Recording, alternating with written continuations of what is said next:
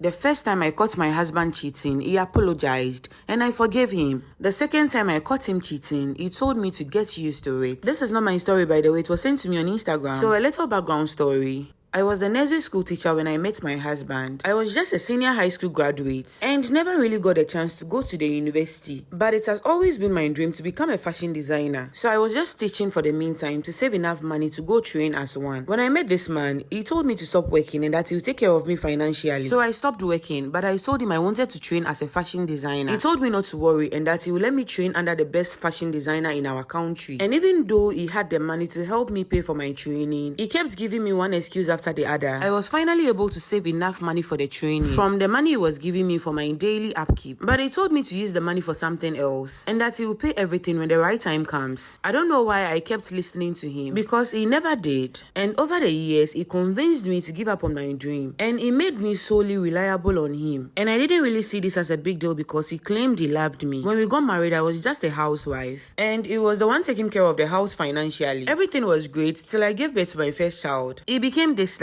and that was the first time I caught him cheating. He told me he cheated because I was giving all my attention to the baby, which was a very stupid excuse now that I think about it. But I was very naive and I was scared of losing him, so I forgave him. A few months after this, I had a feeling he was cheating again, but I was scared to confront him because I knew I could never leave him and I would still forgive him. So I just kept quiet and pretended like I didn't know what was going on. Things took a drastic turn after my third child. I actually caught him with another woman in our bed, and when I caught him, he actually stayed in the room with the woman for 2 more hours before the woman left. And when I confronted him, he told me to get used to it. That was when I realized I meant nothing to him. I was just the mother of his children and that was all. After the incident, I was angry, so I stopped talking to him for some time and he actually stopped giving me money for the house because of that. I realized he was in control of my life because he was the one providing for me financially. I didn't have any source of income and he knew that. And now I have 2 toddlers and a baby. I was stuck and he knew that. I knew deep down within me this was not the kind of life I wanted to live. He also threatened to take my kids from me if I tried to leave him. My situation was hopeless. He used my body anyhow he liked.